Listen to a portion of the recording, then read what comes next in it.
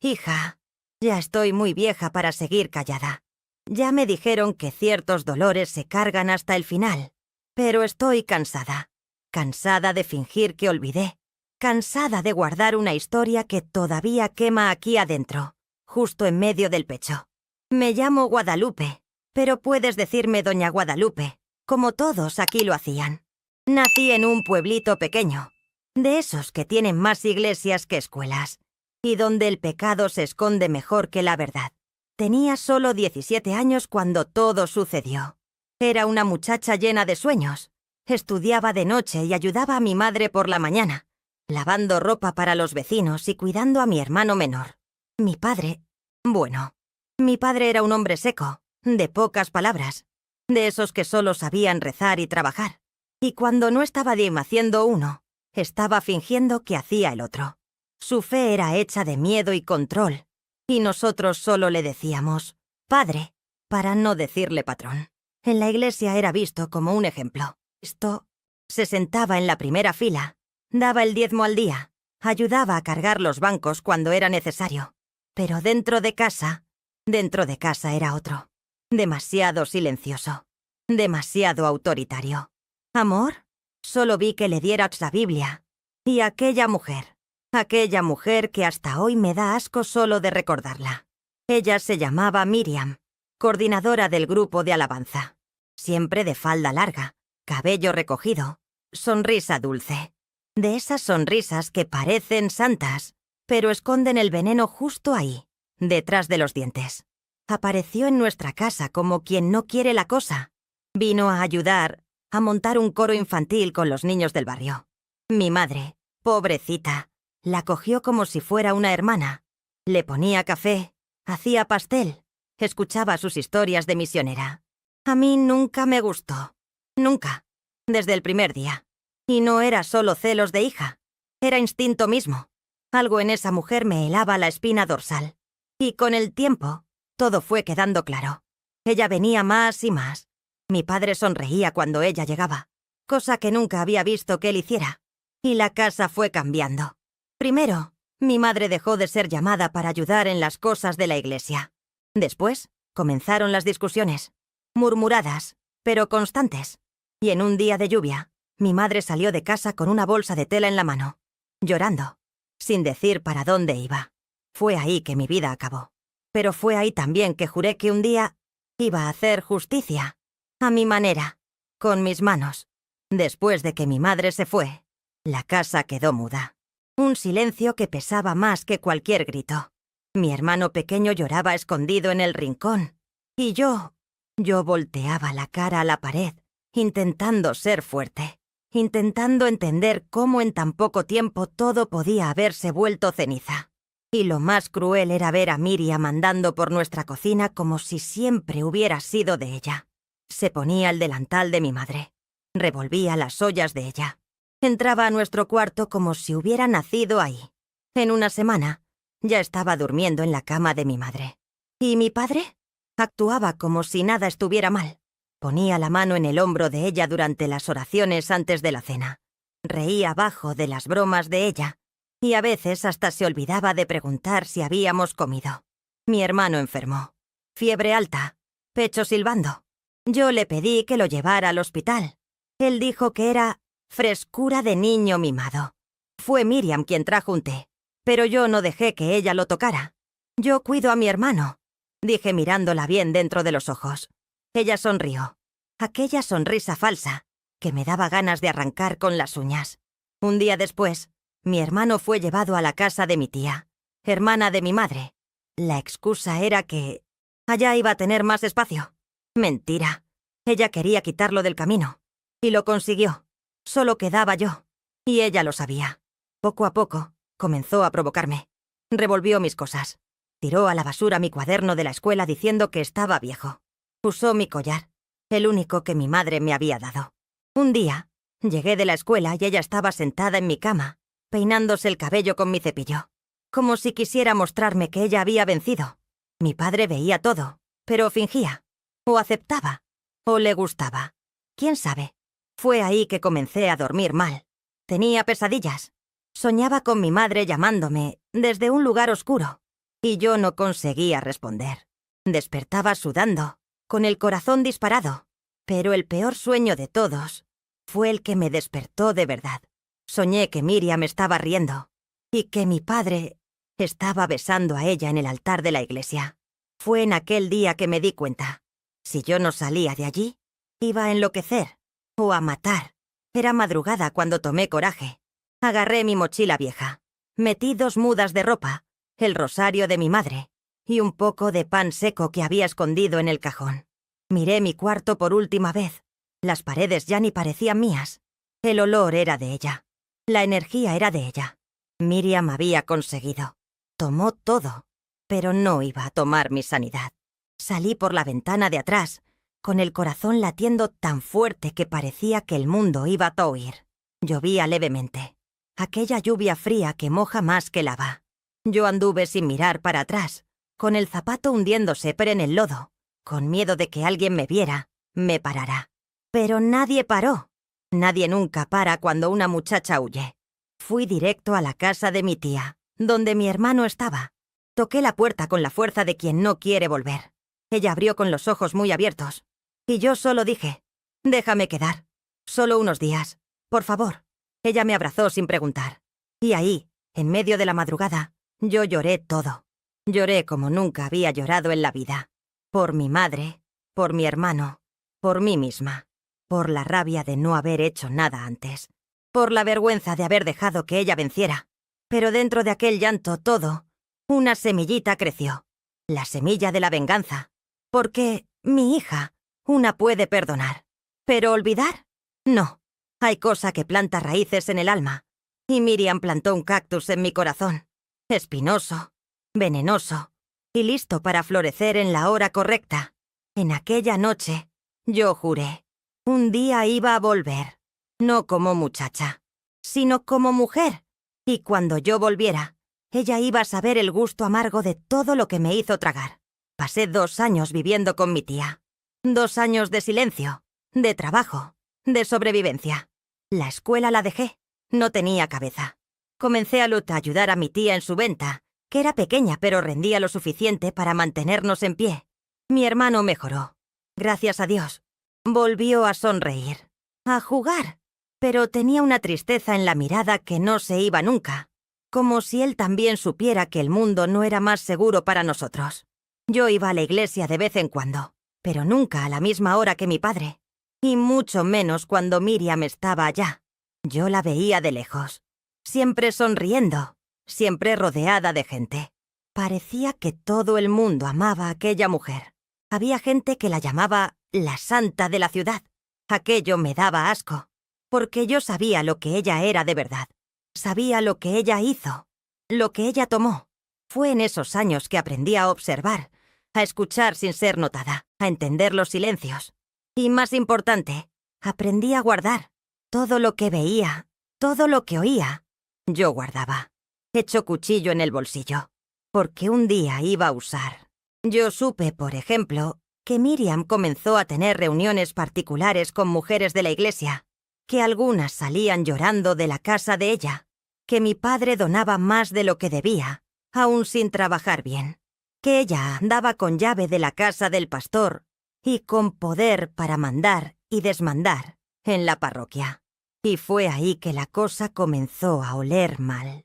Una de las muchachas del coro, una muchacha dulce llamada Leila, desapareció. Desapareció de un día para otro. La madre de ella decía que ella se había ido a casa de parientes en una ciudad vecina, pero nadie nunca vio carta, ni llamada, ni nada. Yo no necesitaba de prueba. Yo sabía que aquello tenía dedo de Miriam. Y fue ahí que yo decidí que no iba a esperar más, que la hora de la justicia estaba llegando, y que cuando llegara, iba a doler, pero iba a ser justa. Fue en ese día que compré un cuaderno de tapa roja y comencé a escribir todo, todo lo que recordaba, todo lo que sabía, todo lo que aún iba a descubrir, nombre por nombre, fecha por fecha, porque la venganza, mi hija, no se hace con prisa, se hace con método. Y yo estaba solo comenzando. 3 años después, yo volví, no como una muchacha quebrada, sino como una mujer entera, con el alma remendada por las cicatrices, pero firme. Volví con el cuaderno rojo en la bolsa y un coraje que ni yo sabía que tenía. Mi tía no quería. Pidió que yo no revolviera el pasado.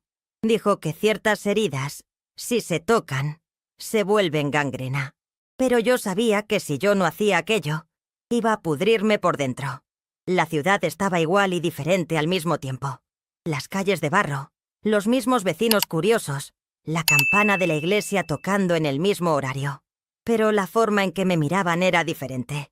Como si supieran que yo me había ido por algo grave. O como si sintieran que yo había vuelto con una misión. Fui directo a la casa de mi madre. Eso mismo. Porque yo nunca acepté que aquella casa era de Miriam. Toqué el portón como quien toca la puerta del propio pasado. ¿Y quien abrió? Fue él. Mi padre. Más viejo, más flaco, más abatido. Por un segundo, pensé que él iba a abrazarme. Pero no. Él apenas dijo: «¿Qué quieres aquí, Guadalupe?» Miré en los ojos de él. Los mismos ojos fríos que me mandaron lejos, sin una pizca de remordimiento. «Vine a buscar lo que es mío», respondí. El bufo. Miriam apareció detrás de él. Usaba un vestido amarillo pálido y el cabello suelto. Cosa rara. Ella me miró como si viera un fantasma. Y me gustó eso. Porque fantasma asombra. Y yo estaba ahí para asombrar mismo. «¿Tú no tienes nada más aquí?», ella dijo. Sonreí. Aquello me dio más fuerza. Yo sí tengo. Memoria. Nombre. Y tiempo. Tiempo para desenterrar todo lo que ustedes escondieron. Ella quedó muda. Mi padre cerró el portón sin decir nada más. Pero yo no necesitaba entrar. Aquello ahí era solo el primer paso. La ciudad tenía ojos. Mi hija. Y si hay una cosa que yo aprendí, es que todo lo que se esconde, una hora, aparece. En aquella noche dormí en el cuarto de mi prima. Pero el cuaderno rojo, él durmió conmigo en el pecho. Como escudo, como espada, como testigo de lo que aún estaba por venir. En el día siguiente fui a la feria. Lugar de habla suelta y lengua larga. Gente que finge no ver, pero ve todo. Bastó que yo pasara entre los puestos que algunas cabezas voltearon. Oí susurros. Una mujer con pañuelo en la cabeza murmuró para otra: «Es la hija de Lucinda, aquella que desapareció». Yo continué andando, fingiendo que no oí. Pero por dentro, aquello me alimentaba. El nombre de mi madre aún vivía en los rincones de aquella ciudad. Y donde el nombre de ella viviera, mi causa también vivía. Paré en el puesto de verduras de doña Cacilda, una señora de manos firmes y boca suelta. Ella fue vecina de mi madre por muchos años. Tenía ojos que veían más allá de la cortina.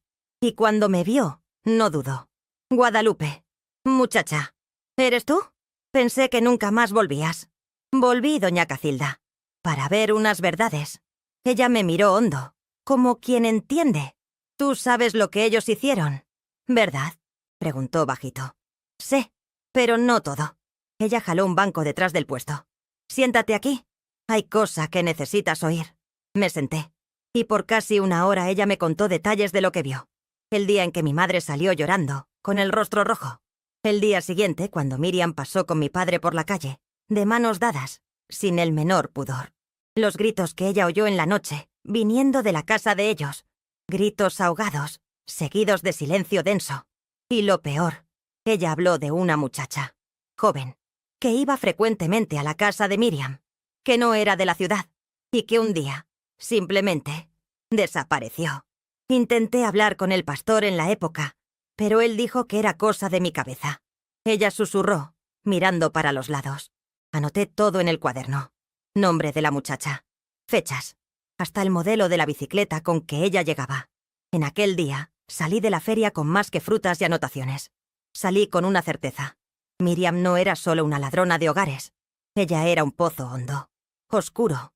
Y cuanto más yo cavaba, más hediondo quedaba. Y yo estaba solo comenzando a desenterrar. Demoré una semana hasta tener coraje de ir hasta la casa parroquial. El pastor que ahora estaba en la ciudad era otro, más nuevo, más educado, más gentil con las palabras. Tenía fama de justo, pero yo sabía que donde Miriam metía los pies, la verdad nunca era tan simple. Fui después de la misa de las 8.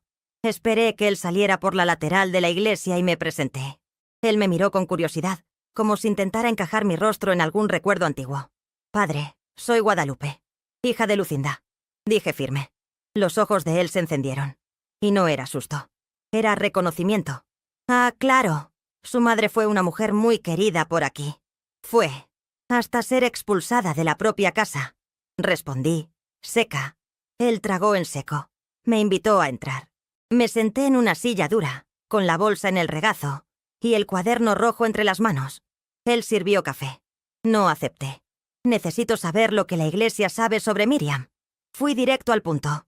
Él titubeó. Intentó enrollar, cambiar de asunto. Dijo que no había registros de conducta irregular, que ella era una voluntaria activa y respetada. Pero yo ya había visto esa danza antes. Era la misma conversación que le dieron a doña Cacilda cuando la muchacha Leila desapareció. ¿Y sobre la muchacha que venía en bicicleta? ¿La que desapareció? Pregunté encarando a él. El rostro de él se endureció. Mira, Guadalupe, hay historias de más en esta ciudad. Chismecitos, especulaciones.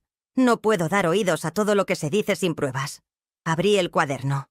Mostré a él fechas, horarios, nombres. El rostro de él cambió. Él vio que aquello no era chisme. Era una investigación. No vine aquí a pedir ayuda. Vine a avisar. La verdad va allí a aparecer. Y si la iglesia quiere continuar de ojos cerrados, va a caer junto con ella. Me levanté. Él intentó impedirme de salir. Guadalupe. Cuidado. Hay gente que protege a Miriam con más fe de lo que protege al propio Cristo. Miré por encima del hombro y dije, y yo protejo a mi madre con más coraje que cualquier altar. En aquella noche, escribí más 4 páginas en el cuaderno, y por primera vez, puse un título encima. El dossier Miriam. Era el comienzo del fin para ella, y el comienzo de la justicia para mí. Después de aquella conversación con el padre, el silencio de la ciudad comenzó a sonar diferente. Era un silencio atento, curioso. La noticia de mi vuelta corría como viento, y yo sentía las miradas volteándose en las esquinas, los cuchicheos detrás de las ventanas. Algunos de pena, otros de miedo, pero principalmente de desconforto. Pasé a visitar a cada persona que ya había cruzado el camino de Miriam. Gente simple, olvidada, viudas calladas, jóvenes que habían dejado la iglesia sin explicación, funcionarias de la parroquia que desaparecieron de la noche para el día. Cada visita era una pieza en el rompecabezas. Cada relato, una línea que cosía el tejido podrido por debajo del manto sagrado. Una de ellas, doña Ineciña, me recibió llorando. Me contó que años atrás, Miriam la convenció a donar parte de la herencia del marido para un proyecto que nunca salió del papel. Un centro de apoyo a las madres solteras. El dinero desapareció. El centro nunca existió. Y la vergüenza hizo que Ineciña se callara. Hasta ahora. Claro, aquí tienes el texto traducido y adaptado al español de México. Otra, una joven llamada Rosana, contó que se salió del coro después de que Miriam empezó a controlar su vida. Le decía con quién podía juntarse, qué podía ponerse, hasta qué debía pensar. Una vez, Rosana llegó con unos aretes nuevos. Miriam la hizo arrodillarse en el altar y pedir perdón en público. Pecado de vanidad, decía. Cada historia era como un cuchillazo nuevo en mi cuaderno rojo. Y entre más escribía, más ligera me sentía. Como si cada letra fuera arrancando un pedacito de la sombra que Miriam había echado sobre mi familia. Esa semana, soñé con mi mamá por primera vez en años. Estaba sentada en la orilla de mi cama, mirándome con una sonrisa triste. «Ahora lo estás viendo, ¿verdad, mija?», me dijo. «Ahora estás viendo lo que yo vi solita». Me desperté con la cara llena de lágrimas. Pero el corazón estaba tranquilo, como si me hubiera dado su bendición. Como si me dijera, ve hasta el final. Por mí, por ti, por todas las que ella cayó. Y yo iba a ir hasta el final. Lo que me faltaba ahora era más que palabras. Era evidencia. Y donde hay fe ciega, casi siempre hay papelito escondido. Empecé a investigar los archivos viejos de la iglesia. Usé el pretexto de que estaba ayudando a organizar los documentos de la parroquia. El nuevo padre, tal vez por culpa o por miedo, me dio acceso.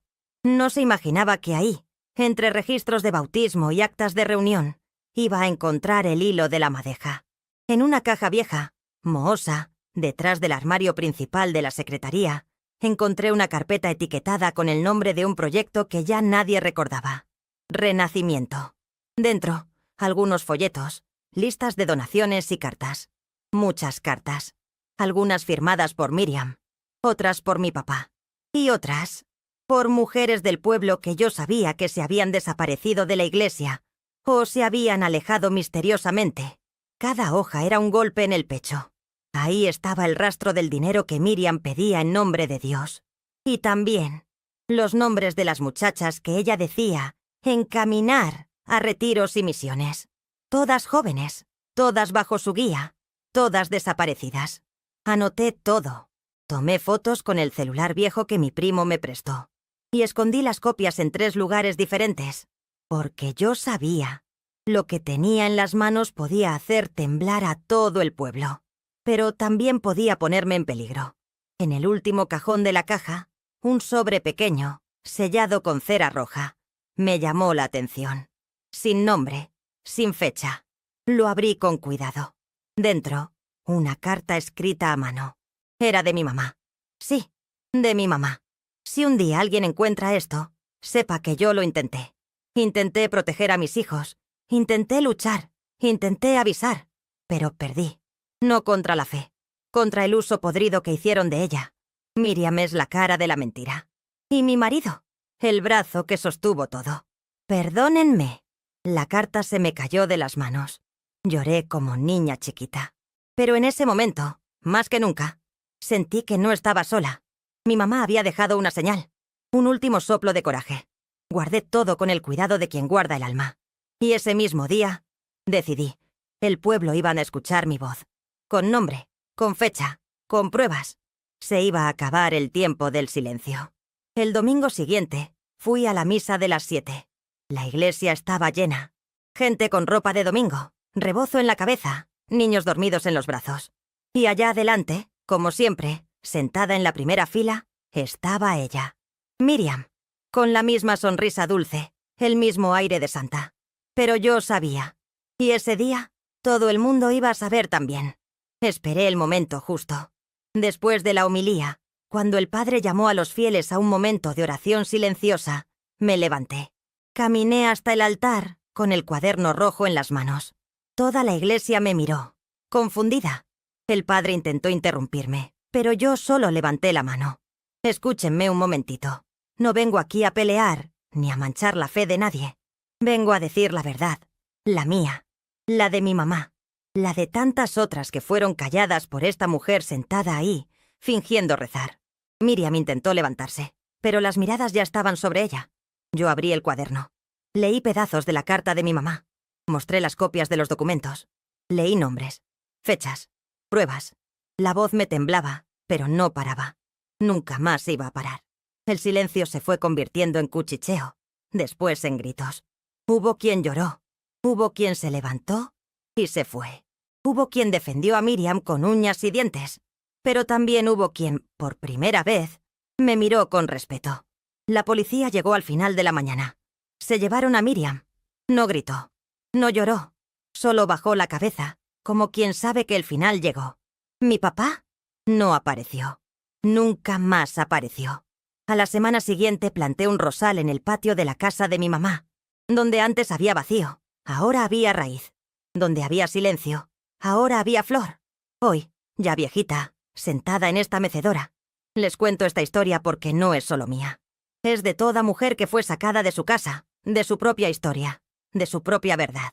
Yo hice justicia, sí, pero lo que me movió no fue venganza. Fue amor. Amor por mi mamá. Por mí. Por todas las que Miriam borró. Y si un día alguien quiere saber quién fue doña Guadalupe, pueden decir, fue aquella que regresó, e hizo lo que nadie tuvo el valor de hacer.